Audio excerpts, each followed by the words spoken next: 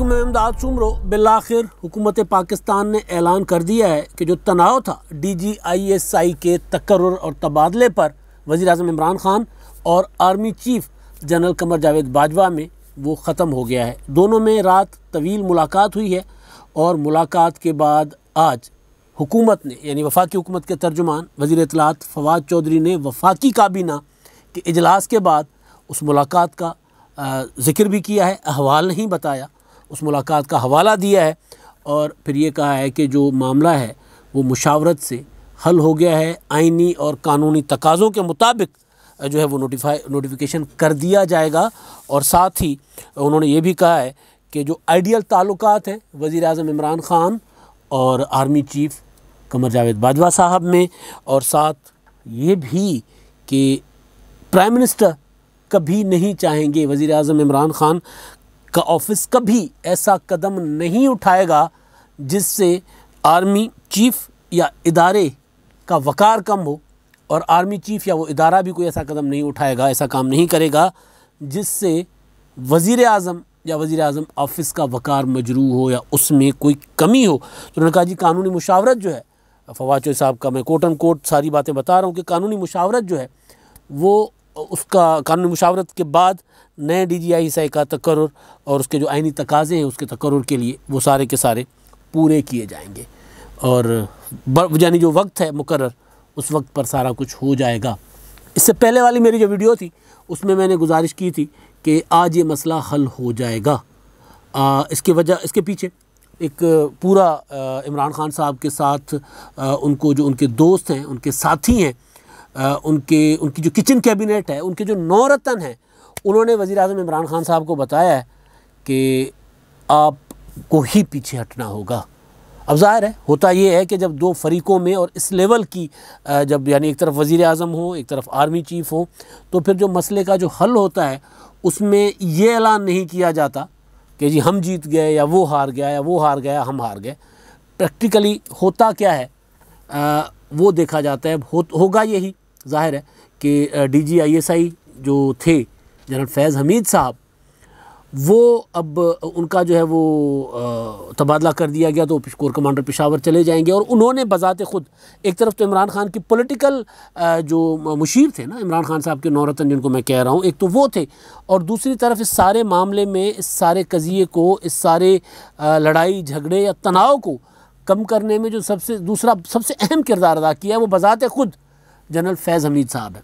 वजह यह है कि जनरल फैज़ हमीद साहब क्योंकि वो एक डिसिप्लिन्ड इदारे से हैं, उनके ऊपर मरीम नवाज़ साहबा के इल्ज़ाम आती है वो उस पर भी मैं बाद में आता हूँ, लेकिन उनको एक वो आर्मी चीफ भी बनने की ख्वाहिशमंद हैं। पाकिस्तान फ़ौज के शायद मेरा ख्याल है पहले जर्नैल होंगे जिनके मुतालिक 3 साल पहले ही 4 साल पहले ही ख़बरें चलना शुरू हो गई, बातें होना शुरू हो गई कि जब आर्मी चीफ ये बनेंगे, कमर जावेद बाजवा साहब आर्मी चीफ हैं तो उनकी एक्सटेंशन होगी, तो उनकी एक्सटेंशन के बाद जब वो रिटायर हो जाएंगे तो फिर जो आर्मी चीफ होंगे वो जनरल फैज़ हमीद साहब होंगे। तो उसके लिए एक रिक्वायरमेंट भी थी, वो भी सबको पता है। वो रिक्वायरमेंट ये थी कि उन्होंने कभी कोर कमांड की ही नहीं हुई तो उनको कोर कमांड करना भी उनके लिए ज़रूरी थी।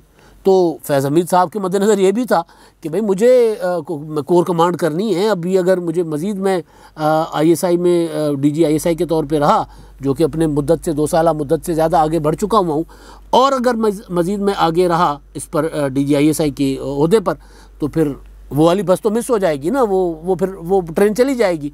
अगर वो ट्रेन चली गई तो फिर ज़ाहिर है हर फौजी जो अपना काकूल जाता है, जो ISB करता है, उसका तो फिर यही होता है जिस तरह हर MNA इलेक्शन लड़ने के बाद सोचता है कि मैंने वज़ीर-ए-आज़म बनना है, इसी तरह हर फौजी जो कमीशन पास करता है जवान तो वो कैडेट तो वो तो उसका तो ख्वाहिश यही होती है कि भाई मैंने तो बड़ा होकर आर्मी चीफ बनना है, तो उसमें कोई बुरी चीज़ भी नहीं है। लेकिन बहरहाल ये वाला मामला उनके जहन में था और साथ साथ मज़ीद मुतनाज़ा नहीं होना चाह रहे थे। वो मुस्लिम लीग नून के ताबड़तोड़ हमले जो उनके ऊपर हो रहे थे, बल्कि वो तो आइसोलेट करके अकेला सिंगल आउट करके उनको अलग करके और फिर निशाना बनाया जा रहा था। तो एक तो वो था कि एक तो मज़ीद पोलिटिसाइज़ हो जाऊँगा और दूसरा ये कि फिर आर्मी चीफ बनने का चांस भी ख़त्म हो जाएगा। वो ये समझ रहे थे कि ये फ़ैसला जो है वो उनके हक़ में हुआ है फैज़ हमीद साहब, लिहाजा उन्होंने बहुत अहम किरदार अदा किया और फिर रात गए, जो रात से खबरें चल रही थी कि एक मुलाकात हुई है, तो मुलाकात को अब फवाद चौधरी साहब ने बता दिया कि वो मुलाकात हुई है। तो उस मुलाकात के बाद ज़ाहिर है अब होगा क्या, होगा वही जो DGISPR का जो चीज़ें जो बज़ाहिर सूरत लग रही है, जो फवाद चौधरी साहब की बॉडी लैंग्वेज बता रही है, जो वज़ीर आज़म ने अपने काबीना के इजलास में बताया है कि जी कोई मसला नहीं है, सब कुछ खुश असलूबी से हल हो जाएगा, हम एक पेज पर हैं। एक पेज नहीं है वैसे, अब प्रैक्टिकली एक पेज नहीं है। एक पेज अगर होता ना तो फिर मुस्लिम लीग कायदे आज़म, जो मुस्लिम लीग मुत्तहिदा कौमी मूवमेंट आज इलेक्शन इस्लाहात पर एतराज़ ना करती, क्योंकि कहीं ना कहीं वो मामला जो है गड़बड़ हो चुका हुआ है। लेकिन वज़ीर आज़म इमरान खान साहब ने कहा है कि जी हम एक सफ़े पर हैं, एक पेज पर हैं और एक पेज बरकरार है, और ये मामला जो खुश असलूबी से हल हो जाएगा, जिसका फवाद चौधरी साहब ने प्रेस कॉन्फ्रेंस में ऐलान भी कर दिया हुआ है। तो बहरहाल अब देखते हैं कि होगा क्या। अब उसमें एक और चीज़ भी पॉलिटिकली, एक और जो इमरान खान साहब को चीज़ समझाई गई थी, जो मैंने कल के सुबह वाले अपने व्लॉग में मैंने गुजारिश भी की थी, वो ये थी कि इमरान खान साहब को अपने सियासी नौरतन जो है ना, पॉलिटिकल लोग जो हैं, उन्होंने ये भी कहा था कि कप्तान अकेले हो गए हो आप, अवाम तंग है, महंगाई है, सारा कुछ है, पॉपुलरिटी कख नहीं रही, मोरल ग्राउंड कोई नहीं रही, और अपोजिशन ने अपना वज़न, ख़ास तौर पर अपोजिशन में मुस्लिम लीग नून ने अपना पूरा का पूरा वज़न जो है वो आर्मी चीफ़ के पलड़े में डाल दिया है। तो ये मेरे पहले वाले व्लॉग में ये मैं जिक्र कर चुका हूँ। उसके पीछे आप देख लें कि ये जो नवाज शरीफ साहब हैं, आज 12 अक्टूबर है, 12 अक्टूबर है ना आज। 12 अक्टूबर को क्या हुआ था आपको याद है? 12 अक्टूबर को कू हुआ था। एक फ़ौजी जर्नल ने, आर्मी चीफ़ ने वज़ीर आज़म नवाज शरीफ को हथकड़ियाँ लगा दी थी, आइन तोड़ दिया था, जमहूरियत ख़त्म कर दी थी, सबको खून मारा था। किस बात पर मारा था? वज़ीर आज़म इमरान खान साहब, वज़ीर आज़म नवाज शरीफ साहब का आइनी अख्तियार था, उनको बरतरफ किया अपना आइनी अख्तियार इस्तेमाल करते हुए। करगिल से इख्तलाफात शुरू हुए थे, इख्तलाफात की बुनियाद करगिल थी। करगिल में मामला जो भी हुआ, नवाज शरीफ साहब ने गुस्सा किया कि ये क्या कर दिया है, मतलब इस तरह की मुहिम जी मतलब कोई कैसे करता है, वो अपने तरीके से उन्होंने ना। मुशर्रफ साहब ने, जो बाद में साबित हुआ कि जो बाकी चीफ्स हैं, यानी एयरफोर्स और नेवी के जो एडमिरल हैं, नेवी के चीफ जो हैं, उनको नहीं बताया, और किसी और दूसरे कोई चंद जर्नैल से जिन्होंने ये सारा कुछ मुहिम जुई की थी, तो उस पर, और ना काबीना के किसी, ना सेक्रेटरी दिफा को पता था, ना वज़ीर ख़ारजा को पता था, किसी को नहीं पता था, वो कर दिया था उन्होंने करगिल। तो जब करगिल में फंस गए थे तो फिर नवाज शरीफ साहब के पास, नवाज शरीफ साहब ने 2-3 बार पूछा, उन्होंने नवाज शरीफ साहब को इग्नोर किया कि जैसे वज़ीर आज़म है ही नहीं। तो जब फंसे तो नवाज शरीफ साहब को कहा हमें निकालो, तो नवाज शरीफ साहब चले गए क्लिंटन साहब के पास, अमेरिकी सदर के पास। तो वहाँ पर वो जो भी एक तारीख है कि वो मामला, क्योंकि आलमी ताकतें तो नहीं चाहती थी ना कि यार ये दो पड़ोसी एटमी ताकतें हैं, ये लड़ पड़ी, इनमें जंग हो गई तो फिर तो उसको संभालना मुश्किल हो जाएगा। कहीं से भी अगर एटम बम का बटन दब गया तो फिर तो तबाही हो जाएगी। ज़ाहिर है उन्होंने फिर वो बीच बचाव कराया और मामला हल किया, लेकिन मामला हल नहीं हुआ। फिर ये वो खुश असलूबी से हल तो हो गया था, लेकिन फिर अंदर से साजिशें ये वो चल रही थी, और नवाज शरीफ साहब को भनक लग गई कि ये मार्शल लगाएगा। जैसे ही मुशर्रफ श्रीलंका गए, नवाज शरीफ साहब ने उनको बरतरफ कर दिया। वो वापसी के लिए आ रहे थे, उनको बरतरफ कर दिया। तो यहाँ बैठे हुए उनके साथी जनरल महमूद, जनरल अजीज़, और उन्होंने कू कर दिया। और सबको पता है फिर वो वायसराय जो सिंध के थे गौसल अली शाह साहब, मुशीर थे वज़ीर आज़म के, क्योंकि सिंध की हुकूमत तोड़ चुके हुए थे वज़ीर आज़म साहब। तो वो उन्होंने, और IG सिंध और ये वो गए थे वहाँ पे एयरपोर्ट पे कि जी मुशर्रफ साहब को जाकर बता दें। खबरें ये थी कि वो गिरफ़्तार करने गए थे, वो ये कह रहे हैं कि हम सिर्फ बताने गए थे कि यार आप अब आर्मी चीफ़ नहीं रहे, लिहाजा प्लीज़ हैं ज़रा तरीके से। तो हुआ ये कि वो गिरफ़्तार हो गए। तो वो एक 12 अक्टूबर नवाज़ शरीफ साहब, आप देखें पिछले काफ़ी दिनों से उनके जो ख़ास तौर पर जो इजलास चल रहे थे, डिवीज़नल इजलास, ये इलेक्शन की तैयारियां और महंगाई के ख़िलाफ़ तहरीक, और मतलब नौजवान चाहिए, ये चाहिए, वो चाहिए। तो उस पर नौजवान चाहिए से ये लग रहा था, कुछ दोस्तों का ख्याल था कि नवाज़ शरीफ साहब को बहुत बड़ी मज़ाहमती फ़ोर्स तैयार कर रहे हैं। तो वो वाला 12 अक्टूबर आज है। रात जब 12 अक्टूबर यानी 12 बजे, 11 से 12 अक्टूबर में तारीख चली गई, तो मैंने ट्विटर पे चला गया कि देखूं नवाज़ शरीफ साहब का कोई बयान होगा, मरीम नवाज़ साहिबा का कोई बयान होगा। फिर मैं एहसन इकबाल साहब, शायद खाकान अब्बासी साहब के नाम पे एक ट्विटर अकाउंट है, और दीगर इनके जो कायदीन हैं उन पर, और उसके बाद मैं मुस्लिम लीग नून के अकाउंट पे चला गया, ट्विटर अकाउंट पे, फिर मैं फ़ेसबुक पे चला गया, फिर मैंने वेबसाइट्स देखी अखबारों की, टीवियों की, कि कहीं उनकी स्टेटमेंट आई तो नहीं आई, कहीं कोई स्टेटमेंट नहीं आई थी, क्योंकि 12 अक्टूबर के हवाले से नवाज़ शरीफ साहब का पैगाम आना चाहिए था, मरीम नवाज़ साहब की कोई स्टेटमेंट आनी चाहिए थी। ट्रेडिशंस है, 5 जुलाई होता है, पीपल्स पार्टी भुट्टो शहीद की जब हुकूमत ख़त्म की गई थी तो पीपल्स पार्टी उसको यौम स्याह के तौर पे मनाती है। मेरे लिए वो भी यौम स्याह है, मेरे लिए ये भी आज भी यौम स्याह है, 5 जुलाई भी यौम स्याह, क्योंकि मेरे मुल्क का आइन तोड़ा गया था, मेरे मुल्क का दस्तूर तोड़ा गया था। तो उस वक्त नवाज़ शरीफ साहब थे, भुट्टो शहीद थे, या इवन नवाज़ शरीफ साहब की 2 हुकूमतें, जो एक हुकूमत जो है वो सदर मुमलिकत ने तोड़ी, या बीबी शहीद की 2 हुकूमतें तोड़ी गई, तो वो शब खून थे, वो हमारे अवाम के मैंडेट की तौहीन थी। तो मेरे लिए वो सारे के सारे यौम स्याह हैं। तो मैं ये सोच रहा था कि यार ये जो मुस्लिम लीग नून कभी कभी मनाया करती है, नवाज़ शरीफ साहब जब जलावतन थे और जलावतनी ख़त्म करके 2007 में जब पाकिस्तान आए, तो उसके बाद अगले साल, क्योंकि आए थे नवंबर में, तो उससे अगले साल उन्होंने मनाया था यौम जमहूरियत 12 अक्टूबर को। तो मैं हैरान था, बल्कि मैंने बात की, नवाज़ शरीफ साहब से ख़ुद भी बात की थी कि यौम जमहूरियत का क्या इससे है, मतलब ये तो यौम स्याह होना चाहिए, ये तो जमहूरियत पे शब खून मारा गया था। लेकिन बहरहाल उनका वो आप तारीख उठाकर देख लीजिएगा कि 2008 का जो 12 अक्टूबर है उसको यौम जमहूरियत के तौर पर, और रायविंड में अंदर एक बड़ा सा इज्तिमा किया गया था, तकरीर की थी नवाज़ शरीफ साहब ने वहाँ पे, और वो मैंने ख़ुद कवर की थी।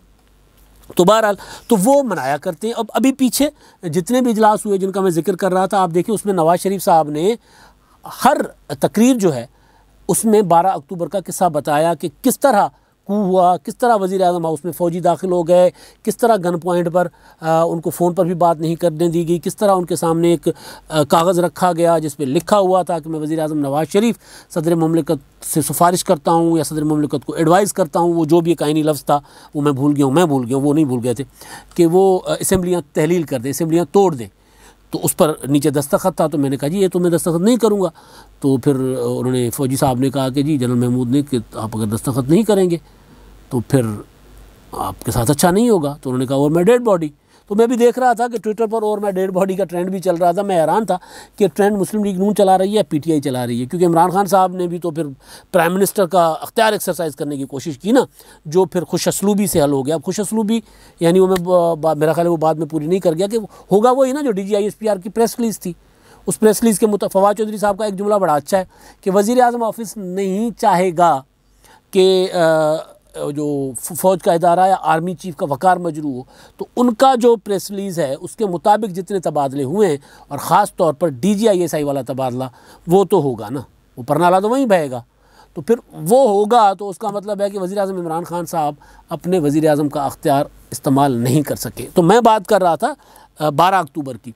तो 12 अक्टूबर को नवाज़ शरीफ ने अख्तियार इस्तेमाल किया था, तो उस वक्त नवाज़ शरीफ साहब के ख़िलाफ़ हो गया था कू। उस कू को बड़ी बड़ी सियासी क़ुव्वतों ने सपोर्ट किया था, गैर मशरूत तौर पर मोहतरमा बेनज़ीर भुट्टो शहीद ने भी उसको सपोर्ट किया था कि अगर 3 महीने के अंदर अंदर इंतखाबात करवा के और आइन बहाल कर दे, तो उस पर उन्होंने इतना सपोर्ट किया था। इमरान खान साहब का तो तारीख़ है, खान साहब ने तो फिर वो मुशर्रफ का उसके बाद जो उन्होंने सदर मुमलिकत रफ़ीक तारड़ को निकाल दिया था, और तारड़ को निकाल के फिर उन्होंने जो सदर बनना था, तो उसके लिए जो रेफरेंडम था, तो उस रेफरेंडम के चीफ़ पोलिंग एजेंट का या चीफ़ कैंपेनर का इमरान खान साहब को एजाज़ हासिल है। वो तारीख़ है, बाद में इमरान खान साहब ने उसकी माफ़ी मांगी है कौम से कि मुझसे गलती होगी, लेकिन एक तारीख़ है। तो असल में अब जो नवाज़ शरीफ साहब जो हैं, मुस्लिम लीग नून जो है, वो आज 12 अक्टूबर पर चुप क्यों है, असल सवाल ये था। अब उसके पीछे वो जो इमरान खान साहब को कल कहा गया था कि जी वो मुस्लिम लीग नून ने अपना पूरा का पूरा वज़न जो है वो आर्मी चीफ साहब के पलड़े में डाल दिया है। वो जो सिविलियन सुपरमेसी वगैरह, वो सिविलियन सुपरमेसी अपनी वज़ारत उज़्मा के लिए उनकी बात है। आपको तो वज़ीर आज़म मानते भी नहीं, आपको तो मानते सिलेक्टेड, लिहाजा आप जो मर्ज़ी करेंगे आप हो जाएंगे आइसोलेट। और फिर काबीना में मुस्लिम लीग अपना मुत्तहदा कौम मूवमेंट ने भी आंखें दिखाना शुरू कर दी कि जी हम आपके इलेक्शन इस्लाहात को नहीं मानते, हमसे तो आपने मुशावरत ही नहीं की। तो ये सारी सूरत हाल थी वज़ीर आज़म इमरान खान साहब के लिए कि अब वो जो और वो जो था अपना मरीम नवाज़ साहिबा का, मैंने कहा कि उन्होंने भी अपना बड़ा, उनका भी किरदार है सारी सूरत हाल में। उन्होंने क्योंकि होता है ना, टाइमिंग बड़ी इंपॉर्टेंट होती है। कुछ टाइमिंग होती है, कुछ मिली भगत भी होती है, कुछ अंदर से सारी चीज़ें एक साथ होती है। वज़न ऐसे तो पलड़े मैंने ना डाल दिया, पीछे कुछ तो होगा ना कोई चीज़ तो होगी, वो आ जाएगी सामने। सियासत वाक़यात और हालात के साथ साथ आगे बढ़ती है और पता चलता रहता है कि ओ अच्छा ये इस वजह से हुआ था। अच्छा, नवाज शरीफ साहब बाहर चले गए थे तो उनको फिर मरीम नवाज़ साहबा को कैसे रोका गया, शहबाज शरीफ साहब को कैसे रोका गया, फिर एक दूसरे के वो ब्रीफिंग्स भी हुई थी ना, आपको याद होगा, एक ब्रीफिंग इमरान खान साहब देते थे तो दूसरी ब्रीफिंग आर्मी चीफ साहब देते थे। तो ये सारी चीज़ें थीं। तो मरीम नवाज़ साहबा का ये जो सिंगल आउट करके फिर सिर्फ जनरल फैज़ हमीद के ख़िलाफ़ पिटीशन ले जाना, पिटीशन में मुतफरिक दरख्वास्त ले जाना और उसके बाद प्रेस कॉन्फ्रेंस करना, उसमें भी काम दिखाया है कि फैज़ हमीद साहब को मज़ीद मुतनाज़ा ना हो। तो उन्होंने कहा यार मुझे और मुतनाज़ा करेंगे, मैं इधर बैठा रहूँगा। लिहाजा उन्होंने कहा एक तो मुझे कोर चाहिए तो कोर भी ले ली, और दूसरा इमरान खान साहब को ये था, जो तनाव की बेसिक वजह थी वो ये थी कि यार उन्होंने DGISI को बदनाम करने की कोशिश की है और आर्मी चीफ साहब ने उनके इल्ज़ामात के बाद उनको तब्दील कर लिया है, तो उससे अपनी होती है बेइज्जती। इमरान खान साहब अपने लिए सोच रहे थे कि अपनी होती है बेइज्जती तो मैं नहीं होने दूंगा। उन्होंने कहा बेइज्जती को छोड़ दें, मज़ीद बंदा मुतनाज़ा हो जाएगा, इससे पहले उनको उधर भेज दें। और उधर मुस्लिम लीग नून ये समझती है कि उनका जो दाव है वो काम कर गया है, ज़ाहिर है, और दाव के पीछे कुछ और दाव भी चल रहे होंगे। तो ये सारी कहानियाँ इसी वजह से आज का 12 अक्टूबर का यौम स्याह जो है, या नवाज शरीफ साहब के लिए वो यौम जमहूरियत है या जो भी है, यानी 12 अक्टूबर का कू मुशर्रफ का, वो आज मुस्लिम लीग नून इसी वजह से भूली हुई है कि अगर आज हम बात करेंगे फ़ौजी मार्शल लॉ की तो फिर सिविलियन सुपरमेसी की बात करनी पड़ेगी। तो सिविलियन सुपरमेसी की बात आती है तो शायद खाकान अब्बासी से सवाल हुआ था कि ये कैसी सिविलियन सुपरमेसी है, एहसान इकबाल से भी सवाल हुआ था ये कैसी सिविलियन सुपरमेसी है कि वज़ीर-ए-आज़म इमरान खान का अख्तियार है और बिल्कुल इसी तरह ये अख्तियार है जिस तरह अख्तियार था आर्मी चीफ साहब के एक्सटेंशन का।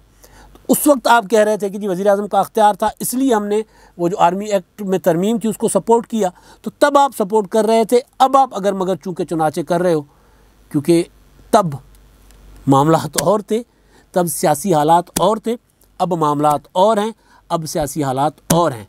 अब अगर इमरान खान की अगर सिविलियन सुपरमेसी की इस तरह 12 अक्टूबर को बात होगी तो फिर इसका मतलब है कि इमरान खान को कहीं ना कहीं पॉलिटिकली सपोर्ट मिल रही होगी, तो वो मुस्लिम लीग नून हो या पीपल्स पार्टी वो नहीं देना चाहते। अब तक के लिए इतना ही। अल्लाह हाफ़िज़।